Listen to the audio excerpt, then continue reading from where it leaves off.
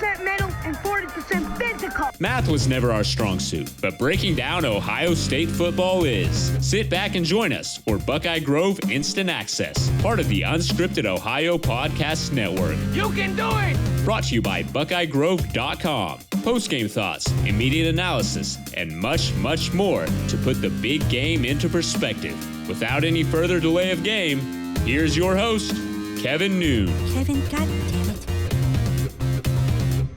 Hey, welcome to the BIA podcast here on a Friday. We are just a little bit more than 24 hours out from the big game at Penn State, Ohio State's first road game of the season.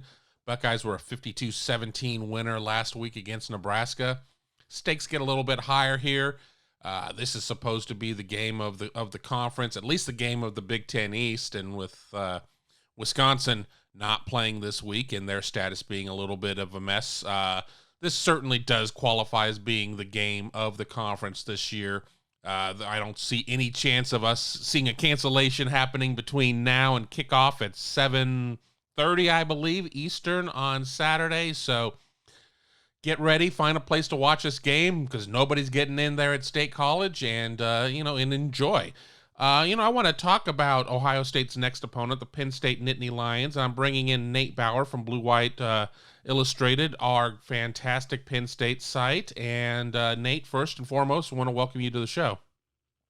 Thank you so much. I was really impressed by that intro. You didn't do that, did you? I went on Fiverr and I paid somebody like $45 to do that. I wrote it, but I didn't voice that. No, you'll get to hear me later on the commercial. Okay, I'm just saying that's way above my pay grade, so I assume it's above your pay grade. It was impressive. I like that. Yeah, and I'm not sponsored by Fiverr. I'm not getting a kickback, but love that site. I do a lot of my stuff that's above my pay grade over there. But bringing this back to what we're here to talk about, I guess. I'm gonna just throw this question out there pretty simply. What the hell happened last week? Yeah, I get it, and I think looking at the score and even the way the game, kind of played out in the moment, that was the sentiment, right? It's like, what is going on? But if you take a step back and if you look at it from 30,000 feet, it was very much a case of Penn State did. I'm not going to say just about whatever they wanted with the football, but they moved the ball, right? They were in the fringe scoring zone / red zone pretty frequently, and then just shot themselves in the foot repeatedly, right? So 2 turnovers, actually 3 turnovers, but 2 turnovers specifically that Sean Clifford threw, interceptions.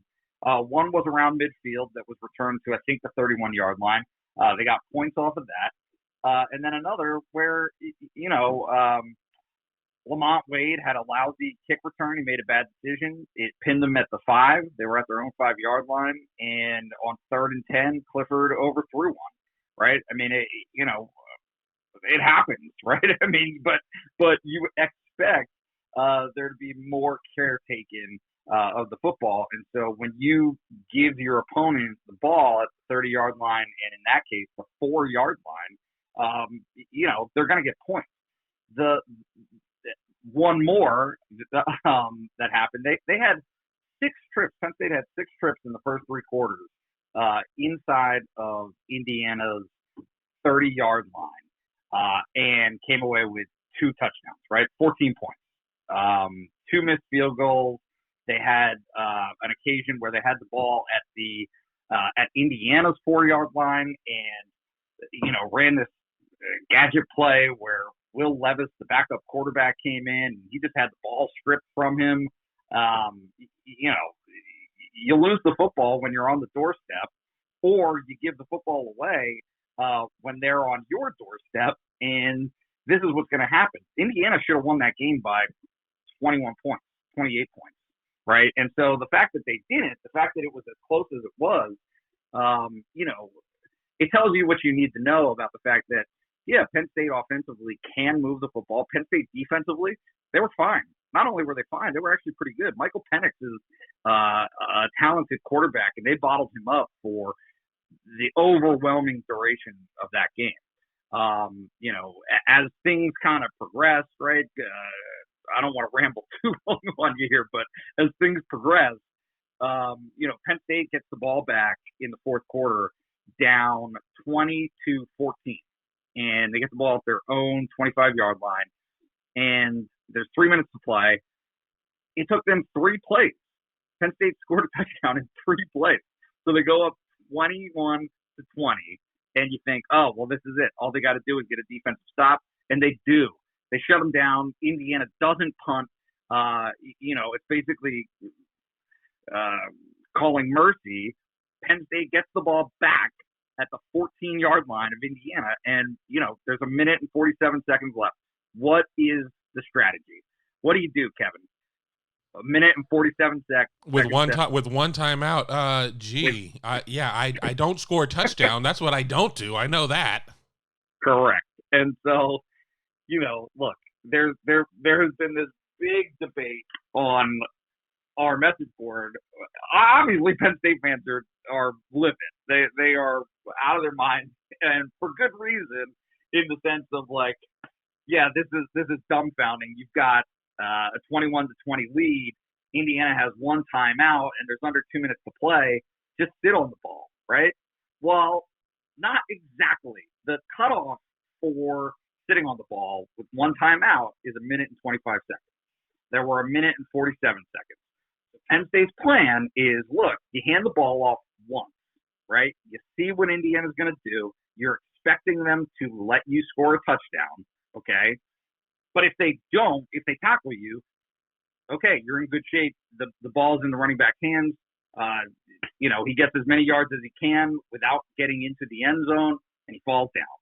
Well, the running back, Devin Ford, who's a smart kid, and, he's a second-year player. He has experience. I'm not sure what you can call it other than a gap, right? I mean, he made a mistake, and he ran right into the end zone.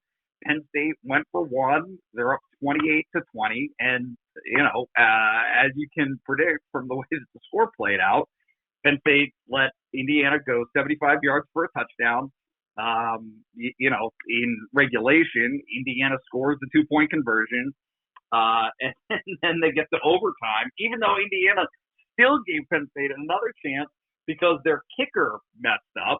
Penn State had the ball at the 50 to start with, 20, 25 seconds to play. And Penn State missed a 50-some yard field goal, goes to overtime, and Penn State scores a touchdown. And Indiana, you got to give them, credit for having the guts, right? They score a touchdown and then deciding that they're going to end it right there. Either way, you're not going for the extra point. You go for the 2-point conversion, and you win if it's good, and you lose if it's not. And one of the most, I don't know what you're going to call it, close, bang bang, controversial calls that I've seen in quite some time happen. Right, Michael Penix dives for the pylon on the 2-point conversion, and on the field they call it good. The video review, to me, looked as though the ball hit the out of bounds turf before it reached the pylon or crossed the goal. But the official said there wasn't enough video evidence to confirm that, right? To overrule it. It wasn't demonstrably, irrefutable. And that's it. Indiana wins the game 36-35, and Penn State's stunned. And now this game, with Ohio State, the meaning changes in a lot of ways. And that's what I wanted to get to next here on the BIA podcast. I'm your host, Kevin Noon, joined by Nate Bauer of Blue White Illustrated. They talk about sometimes you can't let one loss turn into 2 losses, and you lose a heartbreaking game or have your soul ripped out or whatever flowery words you want to use there, and you can't get past it, or you can come out on fire. What's it going to be in your opinion? Is Penn State going to come out on fire, or is that doubt? Is that that bad taste that was left in their mouths, whether or not they got kind of hosed on a call, or there was their own undoing or whatnot. What Penn State team do we see this weekend? That's a great question. Honestly, I mean, my sense is that they have the maturity to bounce back, but going into that game, my sense was that Penn State had the maturity and the poise that Indiana wouldn't have, and that proved to be exactly the opposite, right? Penn State made all the mistakes. This was an Indiana team that was one of the most penalized teams in the country a year ago. It had terrible special teams. The expectation for me was that Penn State had been through it, okay? And if the game was tight at the end, that would prove to be the difference. Well, it was the exact opposite of that. And so now, I'm asking myself very much that same question. Is Penn State, is Sean Clifford, is James Franklin, are they people who have the capability? Are they able to shrug that off, right? I mean, you don't expect to lose that game if you're Penn State. And so the fact that it happened, now you got to dust yourself off and not only, play again, but play the team that 8 months ago defines your season.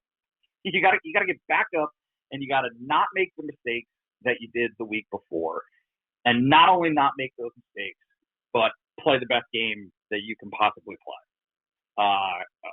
Can they do that? Are they going to do that? Can they do it from the get-go? I don't know. Honestly, my expectation, or what I would think, is, I saw a team that made so many mental mistakes. Like, it wasn't a matter of guys can't catch the ball, right? Like, sometimes you see a team and you just, like, oh, well, maybe the offensive line just doesn't get that much push, right? You give up a bunch of sacks, or your receivers can't catch the ball, or your running backs can't find a hole, your quarterback can't throw the ball, whatever, right? That was not this. This was holds and false starts and offensive pass interference, the interceptions that are totally uncharacteristic of Sean Clifford. Sean Clifford, I'm trying to remember the stat. I think he had 3 interceptions through his first 8 games last season. Like, it's just, that's not how they operate. And so, in my mind, those are things that can very quickly be addressed and fixed up. The issue for Penn State is that, yes, you're in control of a lot of those elements that I just mentioned, those penalties and turnovers. But on the flip side, Ohio State makes you do some of those things, right? The actual passes that Sean Clifford threw that were intercepted were ducks. They were air balls, just really bad passes. You can throw a really good pass. He's throwing on the money pass, and Ohio State can still take it away, right? Like, and so that's the element that you just cannot make. You can't give it away to Ohio State because you're already dealing with the fact that they're going to take it. They're going to do certain things against you that most other teams on the schedule aren't able to do. And those are all very valid points, and I agree with you on there. And I've seen teams come back and respond well, and I've seen teams come back and not respond as well. But it's a very rare instance where you have one of those games followed up by your biggest game. And we all like to throw the term, oh, they were looking past this opponent, but you don't look past your season opener. I mean, you sit there, you're going to play a season, you're not going to play a season, you're going to play a season, that it's 8 weeks or 8+1 or whatnot, and all conference games. So I don't buy in, and I haven't really heard anybody use that excuse that they were looking past it. I'm just using it as an example of, you see teams that drop a game like the Indiana game just for purposes of trying to paint this out, and then then they would draw like Maryland or somebody like that. They don't draw Ohio State. They don't draw Alabama at that point. And then suddenly everything is magically fixed. So I don't know. I don't know what we're going to see out of them. I think that's what I'm going to be most interested in when I get there, to kind of see what the first, 8 minutes of the game look like. Yeah, you gotta wonder. I mean, here's the thing, and like it's secondary, but it's also right up in front of your face. Is that all right? They just lost Noah Kane for the season. Okay, he's your second running back behind Journey Brown. Guess what? Journey Brown lost for the season in the preseason. Okay, those are two shots that you're taking. Are arguably two of your 10 best players. Okay, well, those happen on the heels of, in August, Michael Parsons opting out, and so there's an aspect of running backs and linebackers, largely speaking, right? Like if we're talking about the NFL draft and that kind of stuff, they are more or less dime a dozen positions. Okay, if you're gonna replace somebody with somebody who approximates that talent, those are the positions that you can do it at. Well, you just lost your stud All-American linebacker. You just lost your stud running back who was playing as one of the best running backs in the country before, before he was ruled out in August, right? Or in September. And now you lose another top running back.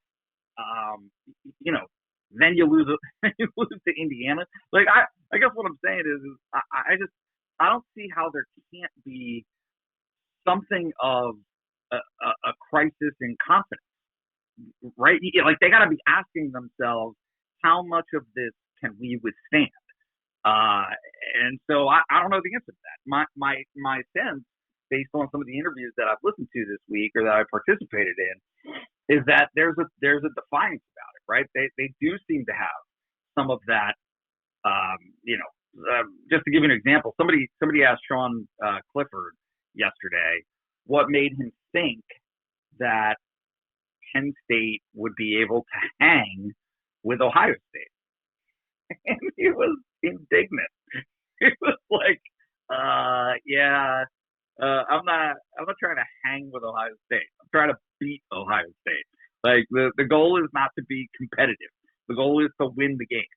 And so I do think that certainly there are people, there is a presence within the program, that would suggest that they are able to dust themselves off from Indiana and move on and give Ohio State a fight. Certainly the way that they played against Ohio State over the past 3 or 4 years should give them an element of confidence, right? There should be a sense of, yes, this is the hardest team in the league, and we're trying to beat them. This is Ohio State is what Penn State wants to be. Like, there's no getting around that. Ohio State is the model, and if Penn State wants to be considered in that tier, right, that upper echelon of the Big Ten, that's what you have to be. You got to do it, and you got them at home, and this is your opportunity. So it ultimately doesn't matter, truly, and I think you'll agree with this. It doesn't matter that Penn State really lost that game on Saturday. If they beat Ohio State, they're just as much in a positive position, to find themselves in that. Are we calling it a Big Ten championship game or Champions Week, whatever you want to call it? Beating Ohio State is your ticket to that. And if you don't win the game, that's it. That's it. You got 2 losses in the East. You're done.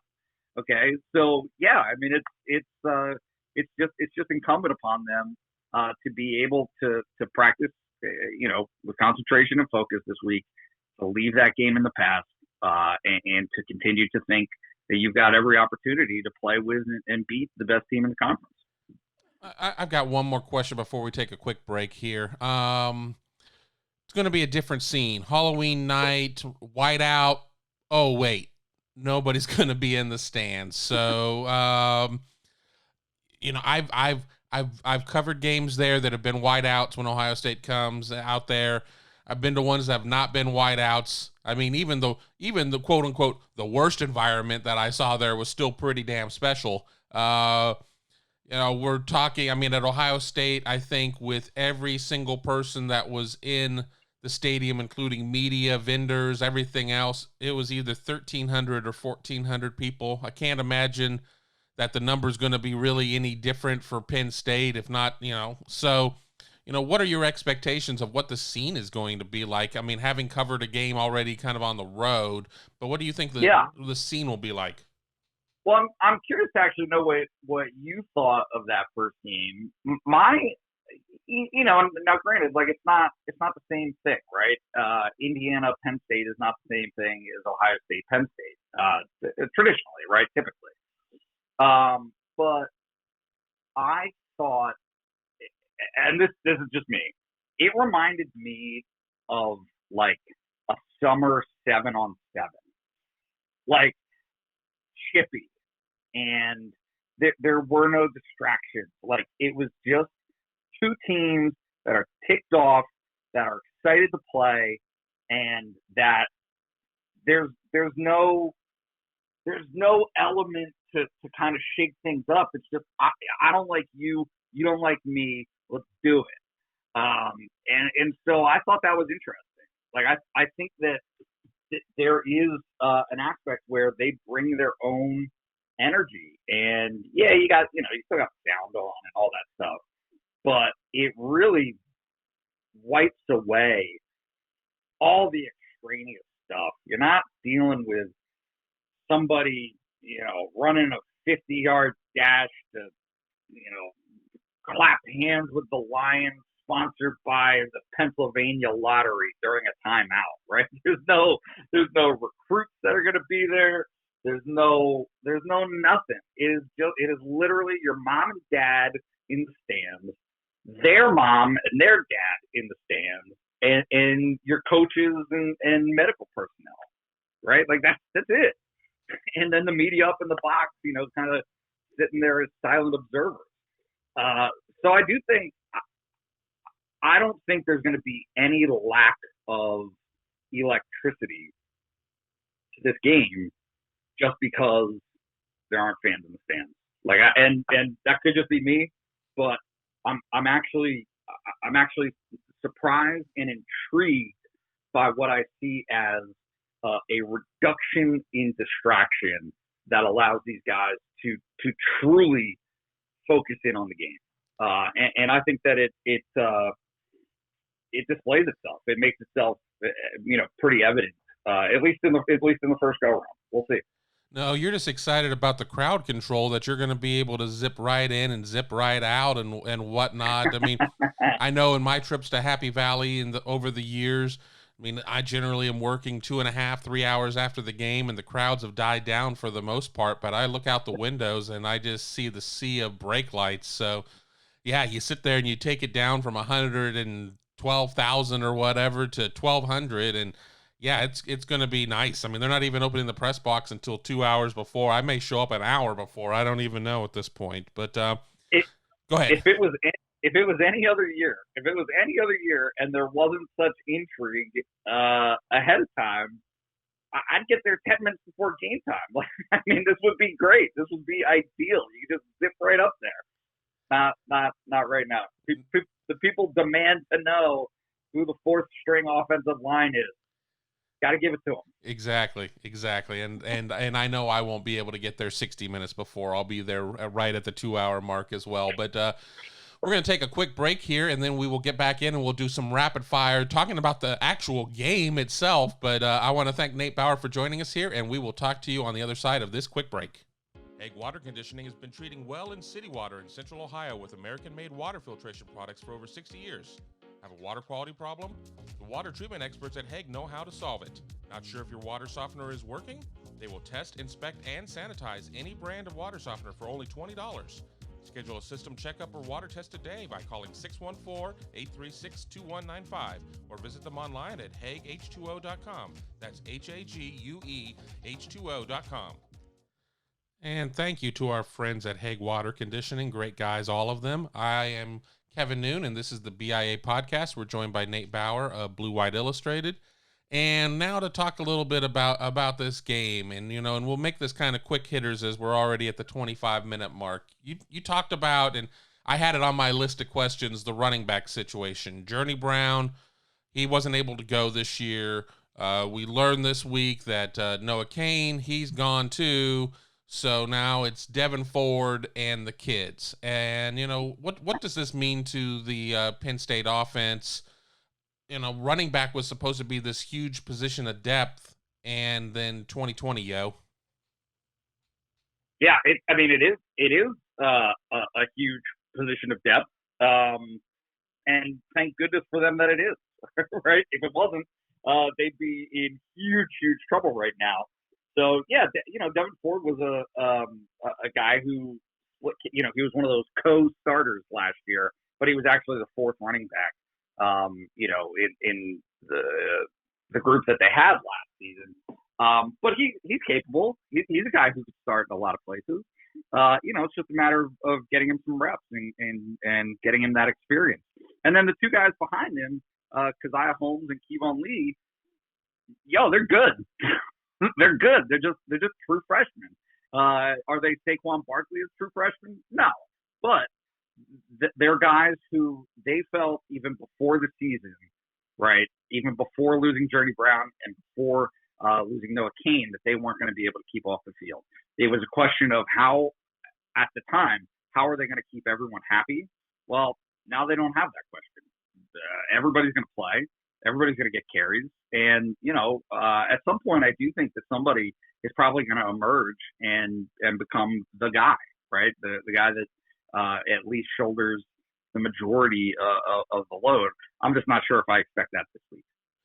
At risk of asking all the same questions that I asked you for Behind Enemy Lines, which is also appearing on BuckeyeGrove.com, we look at the offense, we look at the throw game, and for those of us who don't watch Penn State, obviously as closely as you do, we see Sean Clifford, we see Pat Freiermuth, maybe we see Jahan Dotson, and then a lot of names that maybe we're not as familiar with. I mean, we saw Penn State move the ball pretty well against Indiana, and at risk of replaying that game yet again. I mean, what are the expectations out of the throw game? Who are we not talking about? Who am I not talking about that I should be when it comes time for them to actually put the ball in play and start playing on Saturday evening? So the guy that didn't play and is listed as a starter is Cam Sullivan Brown. That's the guy that I'm not sure that he's like captured everyone's imagination, but he was playing when he got hurt at Maryland last year. He had a leg injury earlier in the season, the first third of the season last year, and that was really the first time that anybody had seen him. And so he got hurt. He missed the rest of the year. There was some buzz about him in this preseason and this off season, and then he's not able to play on Saturday. And so, from our end, right, covering Penn State, you just wonder, okay, what's this kid going to bring to the field? How's he going to look when he actually gets an opportunity? Penn State finished with 11 receptions among its receivers on Saturday. Okay. You got Keandre Lambert-Smith, who is a true freshman, who came in January and has some buzz. And then Parker Washington. Those are both true freshmen. Parker came in the summer. He made what at the time was the go-ahead touchdown in overtime, right? So, yeah, they got a few guys who you don't really know a whole lot about. Jahan Dotson is the guy. He has to be that element for them this season, but it's going to take more than Jahan Dotson. Jahan Dotson is not a He's not Chris Godwin. He's not KJ Hamler. But he is a reliable target and a guy who you can distribute the ball to, and he's your 12 to 15 yards to catch kind of guy. But he's not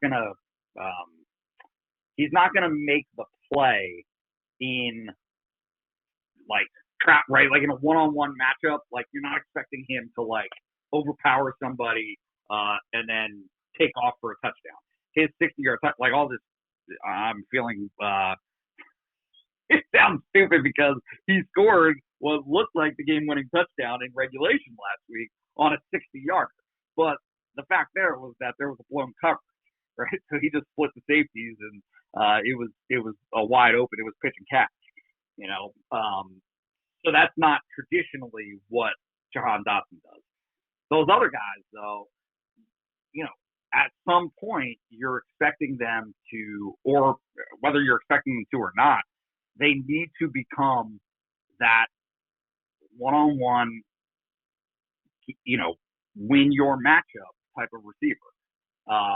It's just a question of whether or not they can do it, and I don't have answers for you. I didn't see a lot of it on Saturday, but again, you're just kind of starting to get into this thing, and they're just going to have to grow up pretty quickly to do that. Jumping to the other side of the ball, the defense. I mean, there are a lot of names that Ohio State fans are going to be familiar with because Ohio State and Penn State recruit a lot of the same guys. And, so there is some familiarity there with Jason Owe, of course, now I'm sitting there and I'm looking at a page with something else on it right now, so I don't have the depth chart in front of me. But Lamont Wade, that was the name that I got lost on. Sure. There's no Jesse Lucetta for the first half after a targeting call. How does that affect the defense? And what is kind of just your overview of how good this defense can be? It maybe doesn't have the names. Obviously, we talked about Micah Parsons in the first segment. How good can this defense be? I think they can be really good. I think that they are improved on a really good defense last year. The way that things shook out last year, they stopped the run all season. Nobody could really run the ball. At least not. They couldn't sustain running the ball on them. So Penn State did a good job stopping the run last year. That is their first and foremost priority. They want to put you into long down and distance, bad down and distance situations, and they do so with tackles for loss and sacks. You saw that again on Saturday. They've continued to do that. The difference is this year, unlike last year, their secondary is much improved. They got corners, young corners, but corners that can play, corners that are rangy, corners that have the NFL listables, right? Like the measurables. So they have those guys. We'll see at some point if that youth catches up with them in terms of mistakes that can be exploited. It only takes one, right? Like it's a couple of blown coverages and somebody else is really in business. So that didn't happen so much on Saturday, but we'll see. But when you look at last year versus this year, their rushing defense was top 5. Their sacks were right up there towards the top of the Big Ten. It was just the pass defense was a little bit of a liability because, if you're stopping the run, other teams have to throw the ball. But Penn State didn't do as good of a job as it wanted to do in terms of, stopping the pass, right? Making you plod down the field, giving up 10, 15 yards at a time, but also using those opportunities to create interceptions. They only had 10 interceptions last year. That's going to be a big deal this season, and something that they've talked about and focused on all off season is generating more turnovers out of that secondary. But that's it. Like that's the plan: is stop the run, stack the quarterback, create long down and distance, and take the ball away, right? And then if you don't do it on that four down set, do it on the next one. the next one. It's just a question of whether or not they're going to be able to execute that, against a team like Ohio State. But the way I see it, yeah, they're going to be pretty good against most of the other teams that they have on the schedule. And I'm going to wrap it up with a final question, and I'm not going to ask Nate to provide his prediction. We have that in our Behind Enemy Lines over on Buckeye Grove, but I will ask this question, and I'm at risk of it being a long answer. We'll see if we can pare it down to something more in a bullet point thing. Penn State wins this game if ...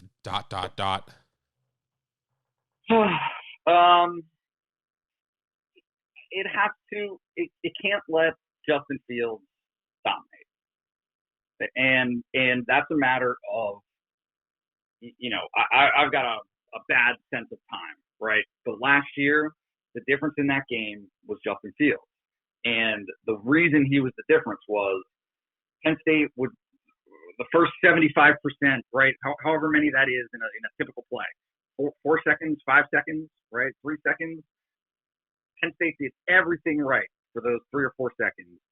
And then Justin Fields would flush the pocket and either take off or flirt with the line of scrimmage and then find a receiver downfield because Penn State's secondary couldn't stay in coverage that long. Penn State has to get to him, right? You cannot let him find that open field because you can do everything right and force them again into those long, third and longs, second and longs, bad positions behind and off schedule. But if Justin Fields is able to be a maestro back there and improvise, it's not going to be a good night for Penn State. And so that's like overwhelmingly the key is you got to be able to limit him. If they can, I think that, this is just me. I think you want to keep this a lower scoring game. I think if it plays out like last season in the 20s, that's your best shot at beating Ohio State. So that's what I think they're going to try to do. And there you have it. And again, as I said, you can find the score over on BuckeyeGrove.com. We'll have it over there. But I want to thank Nate Bauer for joining us here on this BIA podcast. And I want to thank you for listening to us here on the BIA podcast. We will have plenty more after the game on Saturday night. And, we're going to call it a wrap at this point. Nate, thanks for being part of the show. Thanks so much for having me. I appreciate it, man. Absolutely. So, again, there you have it. And we're going to call it a wrap here at the 38-minute mark. Thanks again for listening to BIA. I'm your host, Kevin Noon, and we will talk to you very soon. Be sure to stay up to date with Buckeye Grove Instant Access when the news breaks or after the big game. Exclusively at BuckeyeGrove.com or anytime on SoundCloud, iTunes, Google Play, or Stitcher as part of the Unscripted Ohio Podcast Network. Hit that subscribe button so you can stay in the know and never miss a single episode.